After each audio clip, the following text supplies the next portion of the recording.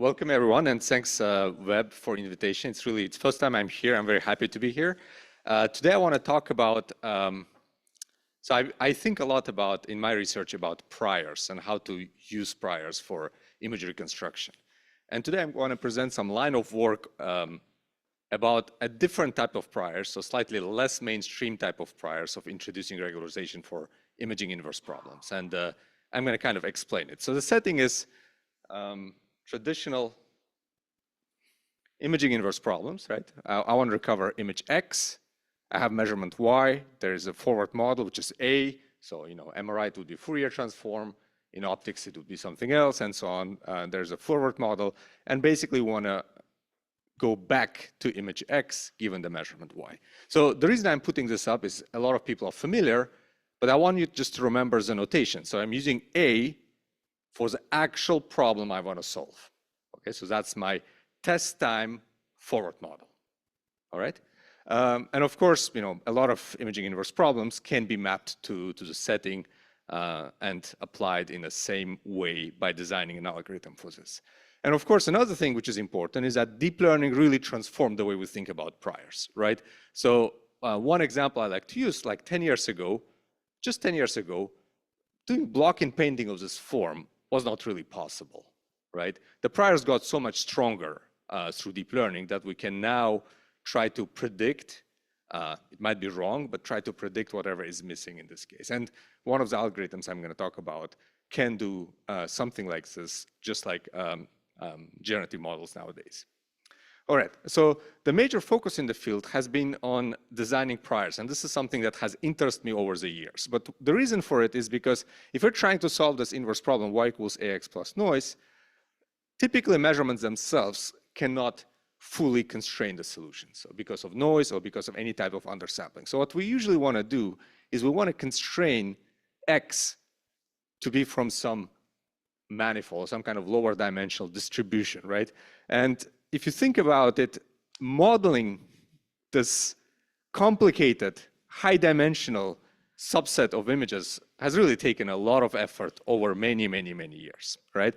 So if we could do this, then we could follow the standard pipeline of designing regularized least square type of estimator. I could put a regularizer H. For example, for map, I would put negative log of the prior PX, and I could run this minimization problem and get the solution of it, right? And this framework, we've seen it over and over in different settings. For example, transform domain sparsity, like total variation or wavelet sparsity, were pre-deep learning solutions for this. Deep unfolding, deep equilibrium model, variational networks, we saw some examples, right? In that case, H, this regularizer, is more like implicit in the ways that we set up end-to-end learning framework, where H hat is some form of unfolded solution of this, where we're going to minimize some loss function, right? And another approach, which has been my favorite over many years, is a plug-and-play or score-based modeling approach, where we use denoisers to come up with some regularizer that has, for example, information about blurred version of the prior, if you train it as a denoiser, right? So this perspective has also become popular over years. And typically, the solutions leverage the Tweedy's formula, which relates the gradient of this H to a residual of image denoiser, all right? Now, what I want to present is a different idea. It's an idea that a very similar framework can be designed by thinking about fixed points of more general restoration degradation operations, right? And I'm going to explain what I mean for a second. So this has been a long line of work that we've written over the years, and it's an ongoing work. But I'm going to present you a snapshot from all those 4 papers, one after another. So to give you an example, let's take one neural network. So this is SUNet, published a few years ago, and it can be used for JPEG artifact correction, right? So if I take that operator and I run it to the fixed point, it's not going to be good. We're going to get an image that you see here. You can see there are lots of artifacts. It doesn't look like a good image, right? How about if I run it by composing it also by redegradation? For example, re-JPEGing it and removing a JPEG artifact, right, and adding noise. If I run this, you're going to see that actually the fixed point of this iteration is going to look a lot like a type of images it has been trained on, right? And this is not unique only for this specific model. If I take another one, for example, Restormer model for Gaussian deblurring, again, if I run just a naive fixed point, it's not going to be a good prior, right? It's going to just converge to something unnatural. On the other hand, again, I could take it and redegrade it and correct it and iterate, redegrade, correct, iterate, and converge to a fixed point, right? It's a composed fixed point. And again, we're going to see that the composition fixed point will yield something that looks like a natural image, right? Now, this is not surprising if you think about it, because a lot of those models have been trained on minimizing mean square error between the prediction and the error. So they're actually trying to push those images to those fixed points with respect to some kind of loss, right? And one more step, let's say now you take a bunch of those models. So model 1, model 2, model 3, they're abundantly available. You can go to GitHub, download many of them. And what you're going to run is you're going to run a fixed point of an average of multiple degradations, right? It could be blurring, JPEG artifact, or anything else. You're going to restore it, put it back, and you run it. And what's going to happen is the fixed point quality will significantly improve, because now you're actually looking at composition or combination of all those models, right? And that's the idea I want to use for performing image restoration. So the idea is that there is implicit priors encoded in all those image reconstruction restoration networks that people have developed over the years. All right, and I'm going to give some formal mathematical reasoning that can justify this approach. All right, so to kind of start this off, let's think about just one restoration operator. Okay, I call it restoration. It could be a reconstruction operator as well. It's going to be the same logic. So we observe S equals HX plus no. So notice there's no A here. So originally I introduced a test time problem. This is a training time setting, right? H doesn't have to be the same as my actual task I want to solve. So it's a different task I'm solving, right? Typically somebody has done it for you, but you could just imagine that there's S plus HX who want to solve it. You can train some neural network or some model, and it's going to give you a solution R theta, right? And the solution, as I said, could be minimization of L2 loss. In that case, it would be minimum mean square error or approximation of a minimum mean square error using an architecture that you use here. All right? So far, so good. So as I mentioned, this is not exactly deep unfolding or deep equilibrium because A is not H, right? They don't have to be the same. And it's not a plug and play because H doesn't have to be identity. So it's not a denoiser per se because it can be doing other artifacts, but it's also not doing a variational network. It doesn't have to be because I'm not matching my H at training time to my A, right? Another remark is vast collection of pre-trained restoration models are available. You can download them, you can use them. If you want, you can even fine-tune them. And final remark 3, it requires some new statistical interpretation and algorithms. Traditional plug-and-play algorithms, as I say, naively will not work just because we're not looking at just the fixed point of this operation. And I'm going to explain more about this. All right, so let me give you just the first result that can give us at least some way of thinking about this formally, okay? If my operator R theta is trained to be minimum mean square estimator for that linear inverse problem with H, then I can say something interesting. I can define, it means I can define a regularizer H that is a negative log PS. So what was S? S was the distribution of the graded image. Okay, so I said S equals HX plus noise. So S is a distribution of a degraded image. And my HX is basically going to be maximized where if I take an image, I redegrade it, and I put it into this probability distribution, it's going to be a natural image if its degraded observation is that of a natural image. Okay, that's kind of defines a regularization metric that we can use. And we can prove that if it is MMSE estimator, in fact, the gradient of this H will simply be the residual of redegraded restored operator times this H that multiplies this and divided by sigma square, right? So that's something we can do. And then one more step about this PS. The PS, this distribution of degraded observation, is simply a Gaussian distribution convolved with a true prior. So the same is true for denoisers, except for denoisers, this H becomes identity. But this is the observation. So PS that comes out of this residual is going to be prior convolved with a Gaussian distribution and subsampled by H.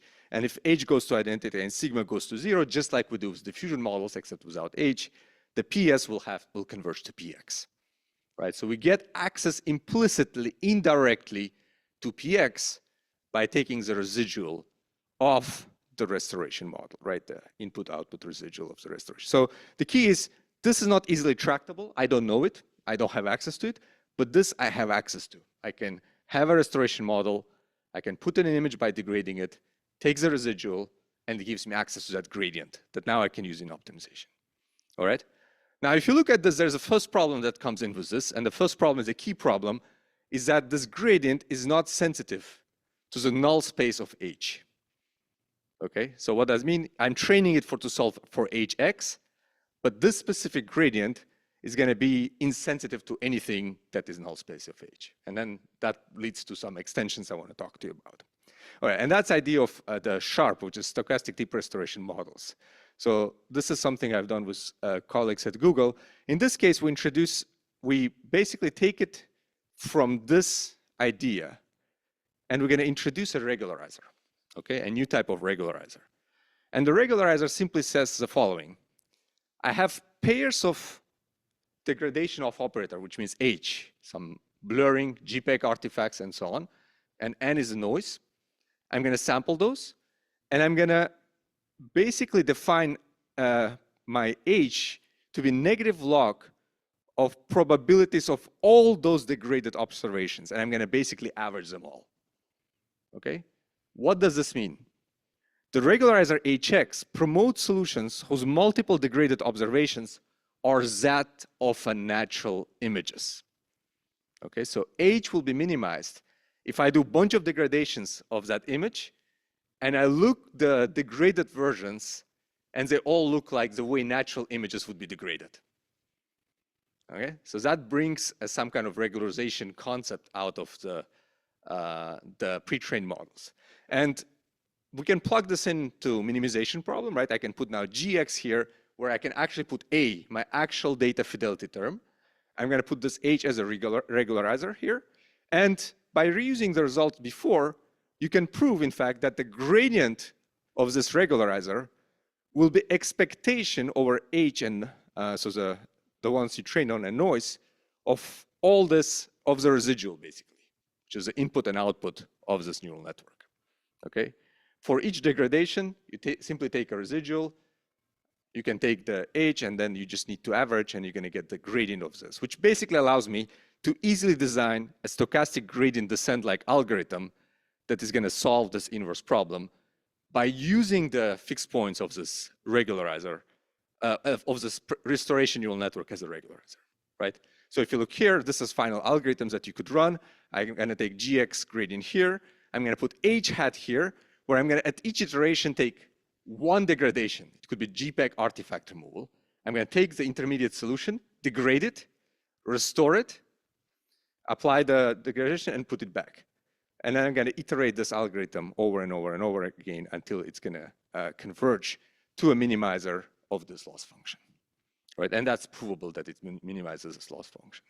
So let me just show you an example. So this surprisingly simple approach works really, really well, and in fact can work much better than even state-of-the-art diffusion models for image reconstruction, right? So here we did comparison with several types of methods, including DPS, which is a very popular model for diffusion models, DDES, which is another popular diffusion model. They're based on the noisers, plug and play is based on the noisers, the classical algorithms here, and then the one which uses only one restoration operator, DRP.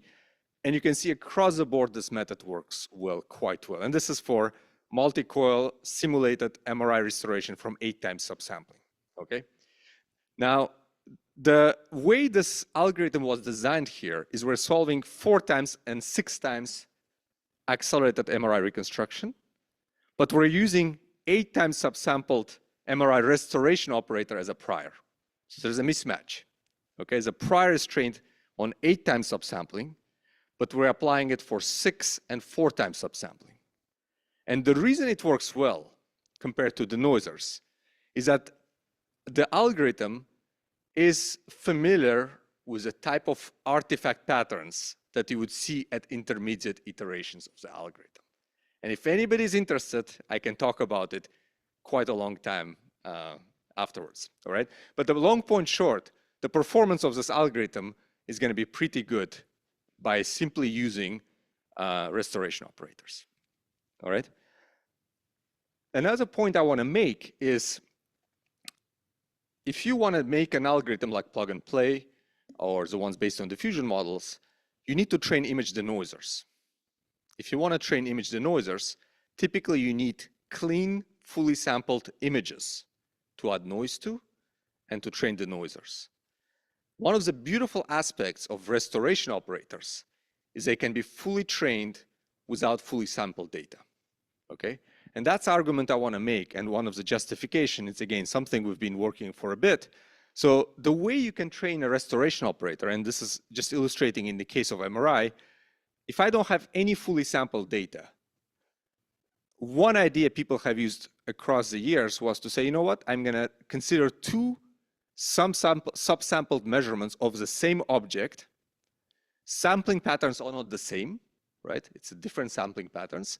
And I'm going to train a neural network to restore the artifacts by using another sampling pattern. So this is known as a self-supervised loss. I can take R theta takes S, reapply H, which is in this case Fourier, subsample it and map it to S prime, which is a measurement. And I can try to minimize the self-supervised loss in L2 sense. And one thing we know over the years is that, in fact, if expected value of the subsampling patterns in this case is identity, then the self-supervised loss will be exactly equal to supervised loss, which means there's no loss of information by training the model on an undersampled data. But the main point here I want to make is that the beauty is you can now take this R theta and directly use it within a sharp algorithm. It will completely make sense because you have a restoration operator, you can use it as a prior, and to address other types of problems. Okay, so that's another point. And it's going to work relatively. This is an illustration of a performance of a sharp, which is trained in a self-supervised way without ground truth data. All right, and then let me just spend some time before I go finish up my talk about another variation of the same idea, which we called FIRE, which was just accepted for this year's CVPR. And it's, again, built on the same idea, but tries now to come up with a different variant of the prior. Again, we're trying to come up with regularizers that leverage multiple restoration operators. And in this case, we're going to formulate it slightly different. Again, we want to find minimizer of G plus H, where G is my data fidelity, A is a regularizer. But my regularizer, I'm going to define it in a different way, unlike the previous algorithm. Okay, the way it's going to be defined, again, there'll be expectation.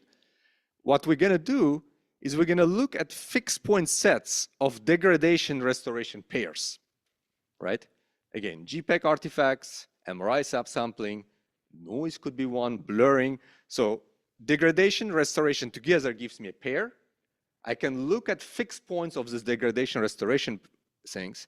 And ultimately what I want is find the intersection of all this degradation restoration operations, right? That would tell me that the image is good because it is at the intersection of all of those sets or close to the intersection of all those if the intersection doesn't exist, right? So we're going to call that set for a single restoration degradation pair C, Xi. So now I can define a distance to a set. So I'm going to define a distance to a set CXC, right? So it will be infimum of Z within that set to some input X. And what we're going to do, we're going to say my regularizer is going to be minimizing in expectation, expected value of distance to all those sets characterized by each degradation restoration pairs. Okay?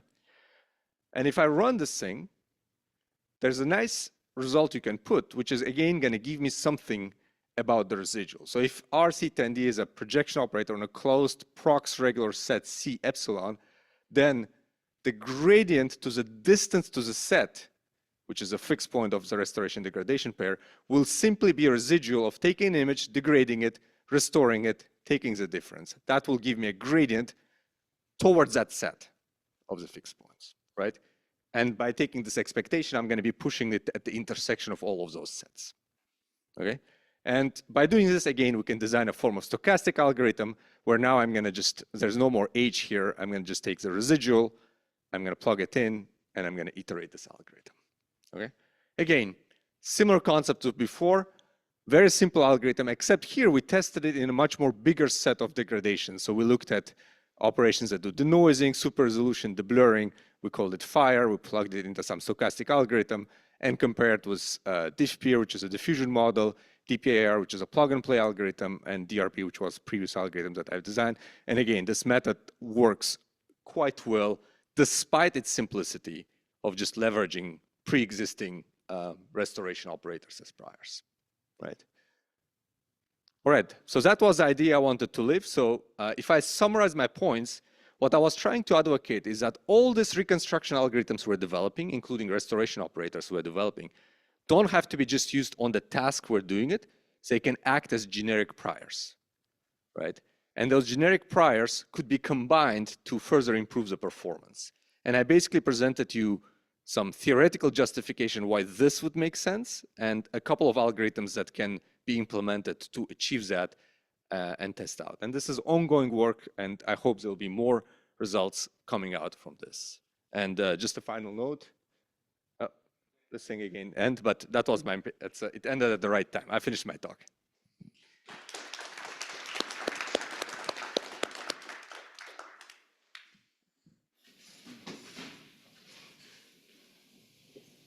Matt, go ahead. Excellent talk, thank you. I was wondering, I was looking at your final formula for that SHARP algorithm, and ultimately it comes down to linear operators, the exception of the reconstruction operator, and Gaussian noise, N, where that's added in. So it just occurs to me that this will form a Gaussian Markov process, very similar to what we saw with the Langevin dynamics approach we saw earlier today. Yeah. So can you comment on the difference between those? So, well, first of all, thanks for the question. It's an excellent question. So in whatever I presented today, I didn't really talk about Langevin dynamics or trying to sample from this distribution. We're like trying to minimize a loss by converging to a fixed point, which is one aspect. But you're absolutely right that I can take this prior H and run stochastic gradient in a Langevin way, right? And in that case, I can transform this algorithm to an algorithm that would be sampling from that corresponding distribution given by negative exponential hx, exponential h negative h, right? In that case, now you would be having a generative model that could be potentially sampling from it. You can do it, and I can confirm you can do it. I didn't talk about in these papers, but it does work as well. But it's slightly different algorithm in the sense that it's not trying to get just a solution that's going to be minimizing. It's going to generate solutions that are from posterior, sampling from the posterior distribution. Thank you. If I could just ask one follow-up. So if you're saying it's a deterministic convergence to a fixed solution, is N resampled every iteration, and then won't that cause some stochastic aspect to the convergence? Absolutely. You're right that there is a stochastic aspect, but we just don't do annealing. So there is a stochastic. So each iteration, you resample N, you resample H. There is a stochastic. So ultimately, the algorithm is stochastic, but the goal of the algorithm is to finally converge to this, right, to minimize that loss, right, in expectation, where you average out all the noise, right? It's a deterministic after averaging out all the noise. We want to converge to that point rather than we want to sample all the multiple realizations. Got it. Thank you very much. Yeah. Yeah, very nice talk. It's very fascinating to learn about using like eightfold acceleration as the prior for the 4 or 6-fold. But when I really think about that, like in the real world, MI acquisition, when we do like 6-fold acquisition, it's not like the pseudo undersampling that we just use a mask on the k-space. Could you please comment on that concerns or like the effects of using that kind of pseudo undersampling instead of the real undersampling? What kind of undersampling would you think about if you wouldn't think about Cartesian or? I think from the undersampled mask you use is the Cartesian. Yeah, so here it's a simulated Cartesian one in this case. Although it was applied also on real data in the paper, but yeah, it was a Cartesian mask. So look, the way I would comment, in principle, like the whole algorithmic principle I said, doesn't depend specifically on this mask because theoretically, for self-supervised case, at least, only thing you need is expectation of those masks to cover the whole set across all the people in the training set. So each person can be undersampled, but in expectation, you have to cover everything. So long that is true, you're going to end up learning something equivalent to supervised learning. And once this is true, this is direct candidate to be used as a prior. And then the reason I used 8 to 4 times and 6 times was just to demonstrate that they don't have to be matched. You don't have to match the training time restoration operator to a test time. You can even pick other operations, not MRI. But if you pick MRI operators, the advantage is you could prime it to be sensitive to the type of artifact patterns that can arise at the test time. Yeah, maybe a follow-up question for that is because you mentioned you just learned the like degradation pattern from maybe four-fold undersampling to 8-time undersampling, but like in the real world, maybe that's not the pattern that we have in the image when we do undersampling. That's fine. I mean, conceptually it is fine, and you need just to test if it's going to work. So they don't have to be matched. That's the key. The A matrix, by the way, it could be trained with H, but your inverse problem could be non-linear, which is also something you can directly apply. They don't have to be necessarily matched. So the way to understand it is this training is a proxy for learning a prior, not necessarily the task. And you have a flexibility as an engineer to pick it, of course. Of course, maybe we want to learn it. Maybe we want to explore that area, but there is a freedom to do it. And then the key contributions here is basically the statistical interpretation of what will happen if we do. Like, for example, the same logic could be, if you train a variational network, right? It could be used as a prior for other tasks. That's what it suggests if it's trained for L2 loss, right? And so on. So it's a one way to naturally have maybe address certain distribution shifts, drift, and so on. There are several open angles that come up from this one. Yeah, that's awesome. Thank you. Thank you. Excellent work. I think the key of all this work is based on the theorem that you put over there on the sharp, is that the distribution of this degraded image is a convolution of Gaussian distribution and a true prior, right? Yeah. So to prove this theorem, did you have to make some assumption of what type of edge you should have, like whether they are full rank, or whether you need to make some assumption what's the difference between edge and A? If they are very different, would this theorem still hold? So yeah, so the theorem, for the assumption for the theorem, only thing you need is that, okay, only thing you need to have a simple proof is that Px has to live in the whole Rn or Cn, in the whole space, okay? It cannot be just a subset of it. You can generalize it for a subset, it's a technical point. In principle, you can do that. And the second thing you need is that R to be MMSE restoration operator. So those are the two conditions that you need. So it's kind of independent from A. But your question about interrelationship between A and H, so it doesn't come through the theorem, right? But it actually suggests something. So the way it's set up suggests that somehow you want them to be complementary between A and H, ultimately. And it's not something we've looked at, but there's an open question there about the design of H and A, and approaching that in that way. Excellent. Thank you. Thank you. I have a final question. So you try to use the 8-fold acceleration as the prior for the 6 and 4. I was wondering, did you try the reverse, like using the 4-fold as the restoration prior for 8? I'm thinking that maybe this scenario is more interesting in practice because it's relatively better prior for a worse problem. Yeah. It's just an easier setup to have in some sense. If you ultimately go to identity, you're going to have a denoiser. So if you do a fully sampled data in a K space, you would end up something like a denoiser. So 4 is like intermediate step here.